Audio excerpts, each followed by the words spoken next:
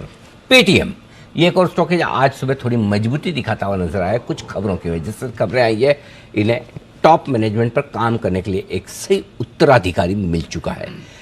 कौन है ये उत्तराधिकारी और क्या है इनकी क्वालिफिकेशन, किस वजह से पेटीएम के शेयर होल्डर्स थोड़े से पॉजिटिव होते आज नजर आ रहे हैं, बताने के लिए तैयार है वरुण।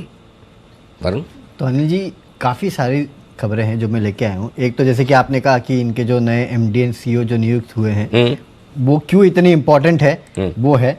दूसरा, इन्होंने दिसंबर तिमाही का अपडेट दिया है। इसके अलावा एक और रिपोर्ट आई है IIAS की इनके ऊपर, जिन्होंने थोड़ी बहुत चिंता जताई है इस कंपनी पे, लेकिन सीएल से काफी बुलिश है। तो ये सब मैं आपको बताता हूँ एक एक करके। सबसे पहले तो पेटीएम पेमेंट बैंक, इसके लिए नए सीईओ और एमडी की तलाश जो है वो फिलहाल पूरी हो चुकी है और सुरेंद्र चावला, इनको यहाँ इस कंपनी का एमडी एंड सीईओ नियुक्त किया गया है। अब ये कौन है ये सबसे पहले जान लीजिएगा। पेटीएम पेमेंट्स बैंक अलग रहेगा पेटीएम से अलग, ये एक हिस्सा है खाली। एक हिस्सा है, पूरी कंपनी का एमडी सीईओ नहीं, पूरी कंपनी का एमडी सीईओ नहीं है। लेकिन अनिल जी, ये सबसे इंपॉर्टेंट हिस्सा है इस पूरे पेटीएम का, ये तो हम सब जानते ही है ना। तो अगर क्वालिफिकेशन देखेंगे तो ये एक सीए है। इसके अलावा रिटेल बैंकिंग में अगर आप देखेंगे तो 28 साल के आसपास का अनुभव जो है वो इनको है। 12 साल के आसपास एचडीएफसी बैंक में रहे हैं, आरबीएल बैंक में ये ब्रांच जो रिटेल बैंकिंग है उसमें हेड रहे हैं। और कहीं ना कहीं आरबीएल बैंक में जिस तरह की एक्सपोनेंशियल ग्रोथ हुई थी उसके पीछे माना जाता है कि इनकी स्ट्रैटेजी थी। इसके अलावा एबीएन एमरो, स्टैंडर्ड चार्टर, ये तमाम वो बैंक है जिनके साथ ये जुड़े रहे थे। तो इसके लिए लोग मान रहे हैं कि पेटीएम पेमेंट बैंक के लिए ये एक बड़ा नाम है जो सामने निकल के आया है। और इनकी अगुवाई में अब पेटीएम पेमेंट बैंक में लोग मान के चल रहे हैं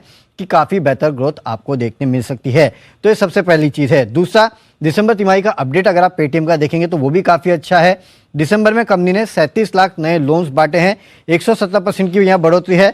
डिसबर्समेंट में 330% के आसपास की साल दर साल बढ़ोतरी देखने मिली। और कंपनी ने कहा है कि पेटीएम सुपर ऐप जो है उसमें कंज्यूमर जो जोड़ रहे हैं ये वो सबसे उच्चतम स्तर पे पहुंच चुका है। MTU जो है उसमें 32% के आसपास की बढ़ोतरी हुई है। तो ये अगली चीज़ है। अगली चीज़, अब वो IIAS की जो रिपोर्ट है वो क्या कहती है। दरअसल आपको याद होगा जो इस कंपनी के सीईओ थे विजय शेखर शर्मा, उनको ESOPs दिए गए थे और उसके ऊपर दरअसल इन्होंने रिपोर्ट निकाली। इनका कहना है कि जो ESOPs जिस तरीके से दिए गए हैं वो दरअसल गलत है, क्योंकि लिस्टिंग के पहले अगर आप देखेंगे तो शर्मा जी के पास करीब 14.5% के आसपास का स्टेक था। उन्होंने बाकी स्टेक अपने ट्रस्ट में शिफ्ट किया और उसके बाद इनका स्टेक करीब 9.1% के आसपास आ गया। और सेबी का दरअसल एक रूल है, अगर 10% के ऊपर किसी के पास स्टेक होता है तो उसको ESOP नहीं मिलते। तो इनका कहना है कि इन्होंने अपनी ओवरऑल स्टेक इस तरह से कम की है ताकि इनको ESOPs मिल सके, और ये काफ़ी गलत है जिसके ऊपर सेबी को जांच करनी चाहिए।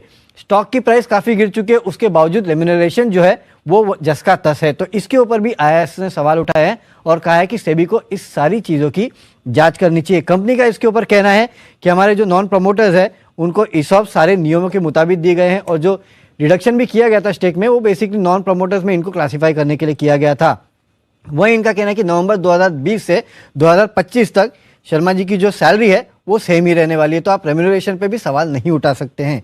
आखिरी में अनिल जी, CLSA की एक रिपोर्ट है, 650 के लक्ष्य दे रहे हैं।